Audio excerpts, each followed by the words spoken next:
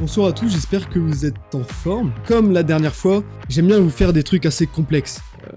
Bien sûr, je vais pas vous donner non plus des bouquins ou des choses que je vends. Donc bien sûr, il faut mériter et pour ça je vous fais des trucs compliqués et même un peu trop je pense. Donc à l'avenir, j'essaierai de faire un peu plus simple. Mais pour le coup, c'est vrai que là j'y suis allé un peu fort. Donc on va voir les réponses. Crypto Future qui m'a dit le Ape et non. J'ai regardé le Ape, non. C'est pas du tout le Ape. Ape aussi, non. BTC semble c'était sur du daily non plus. Je lui ai dit de voir un peu plus large, fallait voir beaucoup plus large.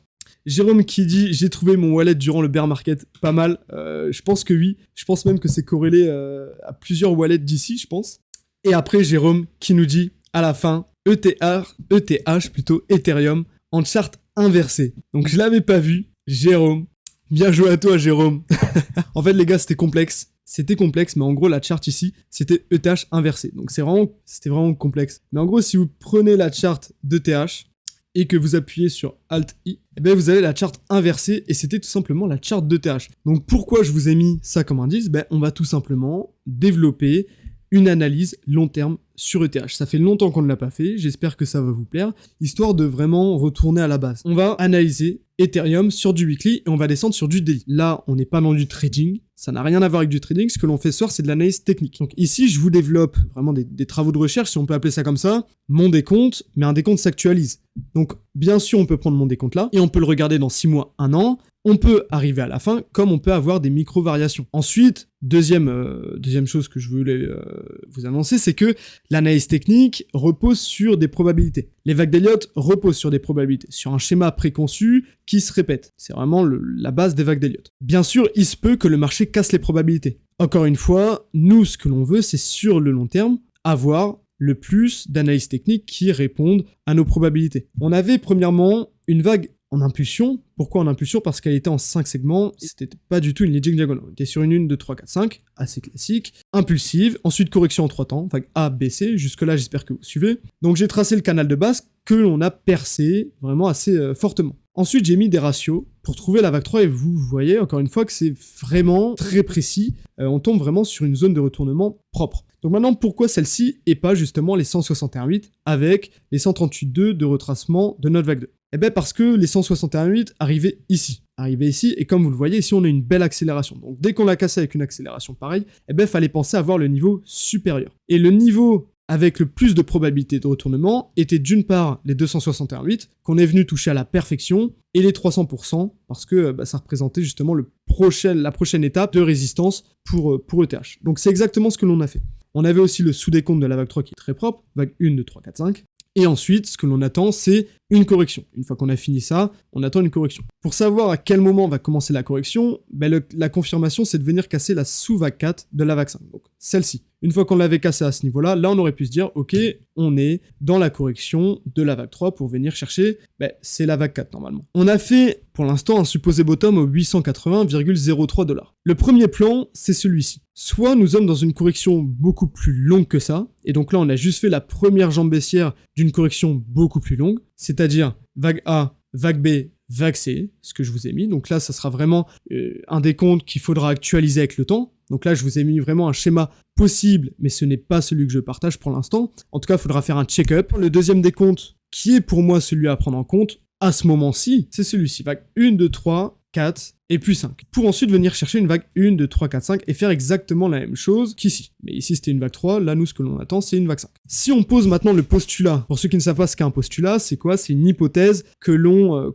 confirme dès le début de notre travaux de recherche, on va dire, pour pouvoir baser, avoir une base pour développer toute une argumentation et un décompte par la suite. Les probabilités nous montrent une zone, la première zone en fait de retournement dans laquelle on aura une forte chance de se retourner pour la vague 5, ça sera celle-ci. Dans un premier temps, le retracement de la vague 4 pour venir chercher les 138,2 avec une jolie corrélation, les 0,618 de toute ma racine jusqu'à la vague 3 reportée à la vague 4. Et ça nous donne vraiment une belle zone dans laquelle on a énormément de chances de retrouver une vague 5. Sur du daily, ce que l'on a, c'est une correction en 3 temps. Vraiment, vague A, B, C, ou alors, moi je préfère le voir autrement, vague A, B, C, X, A, B, C. 1, 2, 3, 4, 5, 6, 7. Vous pouvez voir ici, tout fonctionne bien aussi, au niveau du canal, on est venu chercher la vague Y à la perfection, notre zone de retournement, une fois de plus, à la perfection, et ici, ce que l'on a, 1, 2, 3, 4, 5. Moi ici, je décompte pas du tout une vague en 3 temps comme on pouvait le décompter sur le BTC. Le BTC, je vous l'avais dit,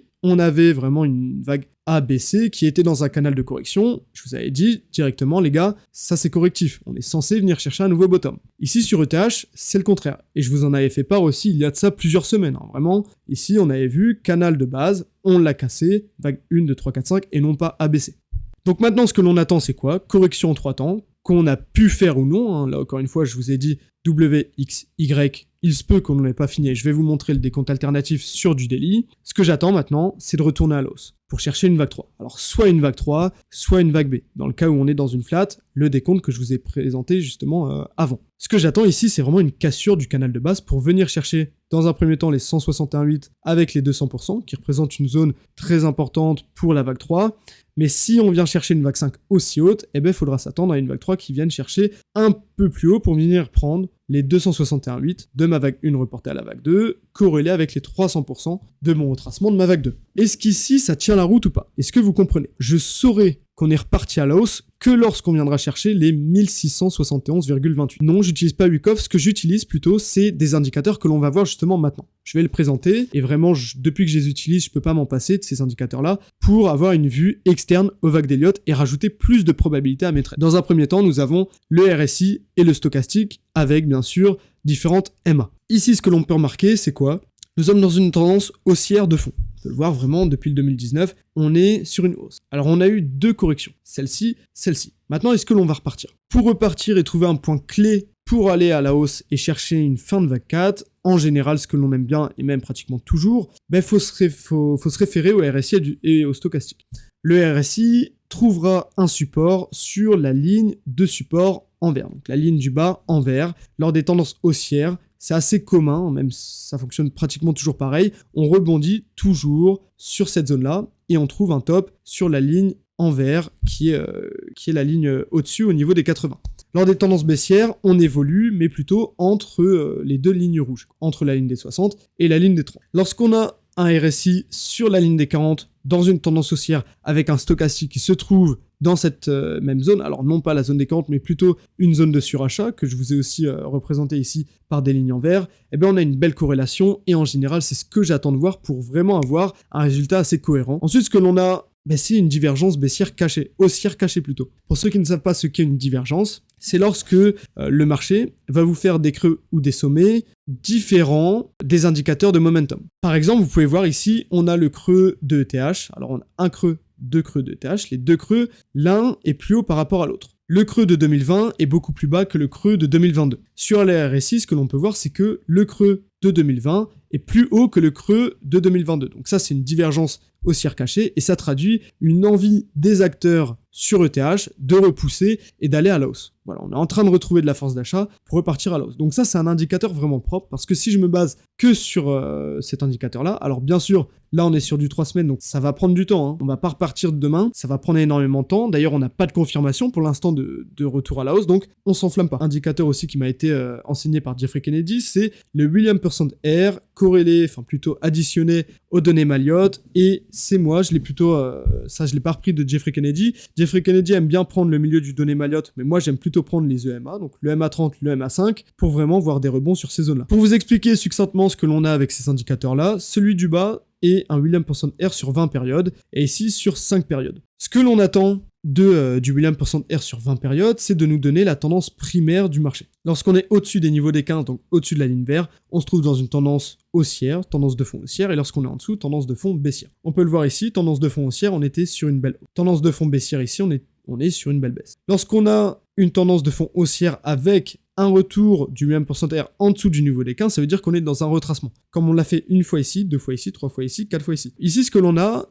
mais pour l'instant, c'est aucune information spécifique de retournement. Encore une fois, vous pouvez regarder sur le Williams Percent R de 20 périodes, on est toujours dans une tendance de fond qui est baissière. Donc, aucun retour à la hausse pour l'instant, aucun signal sur cet indicateur-là. Donc, j'attends encore. J'attends de repasser au-dessus de le MA30 pour avoir plus de signaux là-dessus. Sur le RSI et le stochastique, comme je vous l'ai dit, là, on va sur une unité temps beaucoup plus faible pour voir vraiment si on a des petits signaux de retournement ou pas du tout. Pour l'instant, on n'en a pas. Je vous l'ai dit, tendance baissière, notre RSI évolue entre nos deux lignes rouges. Comme vous le savez, les vagues d'Elliott, c'est quoi? Ça repose sur de la fractale, sur la psychologie de foule, et donc vous allez avoir un schéma qui va se répéter à chaque fois. Sur ETH, j'ai trouvé quelque chose de très intéressant. Regardez, on prend ici le graphique de TH, donc ça c'est toute la baisse sur du daily, sur du 2 jours même, en bas, en blanc, et regardez au-dessus, je vous ai mis une baisse très intéressante parce que c'est la baisse, c'était cette baisse-là, la baisse de 2018, pour ensuite faire la vague 1 et la vague 2 qui s'est finie en 2020. Et vous allez voir quelque chose de très intéressant que j'ai pas vu jusqu'à aujourd'hui, c'est ceci. Vraiment, le comportement, je trouve que c'est exactement le même. On a quoi? Une baisse, vague A, B, C ou W, X, Y, bref, on va pas l'analyser. Et ensuite retour, vague 1, 2, 3, 4, 5, aussi complexe que la vague 1 que l'on a fait. Ensuite, retour à la baisse, vague A, B, C, avec exactement le même pic. Donc vague A, B, C, le petit pic à la baisse. Donc là, vraiment, on est dans quelque chose d'assez représentatif. Je trouve vraiment qu'on a quelque chose de très intéressant et très pertinent. On a vraiment exactement la même chose. Je me suis amusé à compter un petit peu justement les périodes de temps. Et ce que l'on a, c'est la grande baisse, elle a duré 200 jours en 2018. Et bien là, nous, ce que l'on a, on est à 221 jours. Donc l'unité de temps, vraiment, on est à peu près du même ordre. La vague 1 ici a duré 120 jours. En bas, ça a duré que 56 jours. Et la vague de correction, qui est la potentielle vague 2, a duré en haut 155 jours et en bas 100 jours. Donc si on regarde un petit peu ce que l'on a, raisonnement mathématique, alors là je vous ai fait un petit calcul assez bateau, si je fais 120 jours moins 56, je trouve 56 jours, donc la différence de période entre les deux, et si je prends 55 jours, que je fais moins cette période de 64 jours, eh ben je trouve approximativement la vague 2 qui est de 91 jours. Là, on peut regarder la supposée vague 2, si elle est finie, aura duré 100 jours. Donc, on se retrouve un petit peu sur le même ordre d'idée. Bon, là, c'est un peu de la mathématique magouille, un peu, pour ceux qui voient un peu Madame Irma. Bon, voyez ça comme vous voulez, mais moi, je trouve ça quand même assez intéressant. Maintenant, on va regarder quelque chose on va pousser justement ça un peu plus loin. Et là, je vous ai mis toute la fractale de ce que l'on a ici, toute la baisse jusqu'à la hausse, pour voir un peu quel serait le supposé top que l'on pourrait faire avec justement cette comparaison temporelle. Regardez un petit peu ça, donc je vous ai mis toute la hausse avec la vague 1, 2, 3, 4, 5, mais sur l'unité de temps plus faible, qui est la vague 5, et regardez un petit peu ce que l'on a. Vague 1, 2, 3, 4, 5 de la vague 5, avec un top qui arriverait au 9057,41 $. Si on compare ça au Fibonacci et à la zone avec le plus de probabilité d'arrivée, on tombe à peu près pareil, mais vraiment un petit peu en dessous, mais on est vraiment pas loin, à la zone de retournement que je vous ai présentée avant, que je vous ai présenté plutôt, alors oui, parce que je l'avais pas mis, en weekly, donc celle-ci, qui serait pour venir chercher une vague 5, dans le cas où on a le postulat, donc de la vague 4 déjà terminée. Après, il y a quelque chose qui est très important et à prendre en compte aussi, pour de l'investissement, c'est le yield curve, les gars. Si vous ne savez pas ce qu'est le yield curve, je vous en avais parlé, c'est les taux obligataires, ça on dit ça comme ça, taux obligataires. En gros, ce que l'on a avec le yield curve, c'est, vous avez le taux obligataire. Le taux obligataire, c'est quoi? Vous allez prêter de l'argent à l'État, et l'État va vous rendre de l'argent. En gros, vous prêtez de l'argent à l'État, c'est un investissement, et l'État va vous rendre de l'argent là-dessus. Ce que l'on a, c'est, normalement, le taux obligataire sur 10 ans va vous donner vraiment, plus vous allez aller loin, moins vous allez avoir de rendement. Nous, ce qui nous intéresse à analyser, je ne vais pas partir vraiment de toute la définition du yield curve, sinon on en a pour très longtemps, mais ce que l'on va regarder, c'est le taux obligataire de 10 ans, moins le taux obligataire d'1 an. À chaque fois qu'on passe en dessous de 0% et qu'on revient à la normale, eh bien on va avoir toutes les récessions. Je vous ai mis ici, regardez, à chaque fois on passe en dessous de 0 et on revient au-dessus de 0, eh bien on a un gros crash qui arrive. On l'a eu en 1990, on l'a eu en 2001, on l'a eu en 2007, on l'a eu un petit peu ici avec le crash Covid en 2019, et ici vous voyez, on est revenu chercher des niveaux super bas, encore plus bas, c'est le niveau le plus bas qu'on n'a jamais atteint. Donc vraiment, et c'est vraiment important parce que lorsqu'on va retourner à la hausse, donc là bien sûr, ça va prendre quelques temps, on va pas commencer notre récession demain, mais lorsqu'on retournera à la hausse pour revenir chercher au-dessus des 0%, il faudra faire super attention. Parce qu'on aura un crash qui va être, je pense, assez exceptionnel. On aura forcément une récession sur le Bitcoin. Parce que, comme vous le savez, on a une corrélation entre le S&P et le Bitcoin. Donc faites très attention. On peut regarder, depuis qu'on a croisé dans le négatif, on a pris quelque chose comme 638 jours, donc 1 an et quelques. Ici, 486, donc moins d'1 an. Ici, 485, donc moins d'1 an aussi. Ici, on a juste fait un petit pic, puis on est retourné à la hausse. Et donc ici, on peut chercher sur du... Alors là, on a fait que 215 jours. Donc on peut encore chercher le double. Et puis on a, pour chercher 1 an, on peut attendre jusqu'en 2024. 2024 pour avoir la prochaine récession, bon, ça peut rentrer dans les clous. On peut faire un nouveau top avant de retourner à la baisse et former vraiment une belle baisse, une belle récession qui pourrait impacter les crypto-monnaies d'une manière assez grave, je trouve. C'est quoi ton avis sur les releases de TH au mois de mars avec la mage Shanghai pricey ou pas? Est-ce qu'il faut pas attendre le mois de mars pour que ça reparte vraiment à la hausse? Tout ce qui est fondamental et tout ce qui sort de l'analyse graphique, je l'utilise pas pour mon trading. Donc honnêtement, trading ou même analyse technique. À chaque fois que je vous fais un décompte, c'est sourcé, étudié avec les vagues d'Elliott. Je n'écoute que les vagues d'Elliott parce que je ne suis pas assez compétent, et je l'avoue entièrement, pour analyser le fondamental. D'autre part, le fondamental n'est pas utile avec les vagues d'Elliott. Ça, c'est vraiment quelque chose d'important. Avec les vagues d'Elliott, on ne développe pas le fondamental. Il y a juste une chose que je fais attention avec le fondamental, c'est au niveau du trading. Lorsque je sais, par exemple, demain, on a une journée super importante. CPI, Chine, Amérique. Les CPI, pour l'inflation, pour ceux qui ne savent pas, amènent une évolution de la volatilité assez importante. Parfois, on va juste avoir une accélération de la volatilité pour aller chercher la tendance de base. Et donc là, ça respecte bien les vagues d'Elliott. Comme je vous avais montré, j'avais fait un live justement où on traitait de ce sujet-là, c'était très important, très intéressant plutôt. T'as plutôt une deuxième type de news, comme justement les CPI, les taux d'intérêt. Ces news-là amènent vraiment une psychologie, parfois lorsqu'on a vraiment une surprise au niveau des traders, eh ben, tu vas avoir toute la psychologie de foule qui va être bouleversée. Et quel va être l'enjeu de cette psychologie de foule qui va être bouleversée? Ben, c'est tout simplement que tu vas avoir les décomptes des vagues d'Elliott qui vont plus être respectés. Mon trading est basé sur les vagues d'Elliott, qui est une théorie pour analyser le marché, non pas le trader. Attention, plein de personnes tradent avec les vagues d'Elliott. J'ai essayé personnellement, ça a donné les mêmes résultats que mes prédécesseurs, c'est-à-dire Frost et Preacher, Jeffrey Kennedy. Ça ne fonctionne pas. Trader juste avec les vagues d'Elliott, ça ne fonctionne pas. Il faut avoir une stratégie pour trader avec les vagues d'Elliott. Ma stratégie est basée exactement sur la stratégie de Jeffrey Kennedy, c'est-à-dire j'ai des points d'entrée, des points de sortie qui sont toujours les mêmes. J'attends que le marché me confirme un retournement avant de me donner au marché. Super important, ça fait toujours ça. Enfin, en tout cas, c'est ma stratégie de trading qui fonctionne maintenant. J'en ai essayé pas mal, les gars. Les vagues d'Elliott, ça fait très longtemps que je trade avec. J'ai perdu énormément d'argent,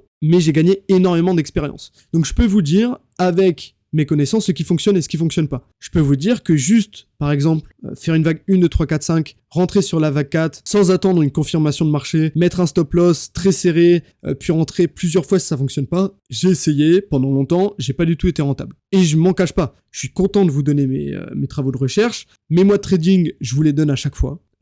Maintenant, depuis quoi, ça doit faire 2 mois que je fais ça, donc c'est assez récent, mais je compte continuer pour justement vous montrer la transparence de mes stratégies de trading, ce qui fonctionne, ce qui fonctionne pas. Je peux vous dire que la stratégie de la vague 5 a un taux de réussite super élevé comparé à la stratégie de la vague inconnue. Ça peut vous paraître abstrait pour ceux qui sont pas du tout familiers avec ce que je peux faire sur mon contenu perso, sur ma chaîne, donc je suis totalement transparent. Voilà, les vagues d'Elliott, faire très attention. Il faut développer toute une stratégie avec les vagues d'Elliott pour pouvoir les trader. Donc voilà, on va se laisser là-dessus. Bonne soirée à vous, passez une excellente semaine. Si vous voulez en savoir plus sur le trading avec les vagues d'Elliott, tout se passe sur mes réseaux, donc Twitter ou YouTube. Passez une excellente semaine, une excellente soirée à ceux qui comptent se coucher un peu plus tard. Et puis voilà, merci encore une fois de m'avoir écouté, et puis à la semaine prochaine, dans le cas où je peux faire un live, et sinon, à la prochaine. Allez, bonne soirée à vous, et puis à plus.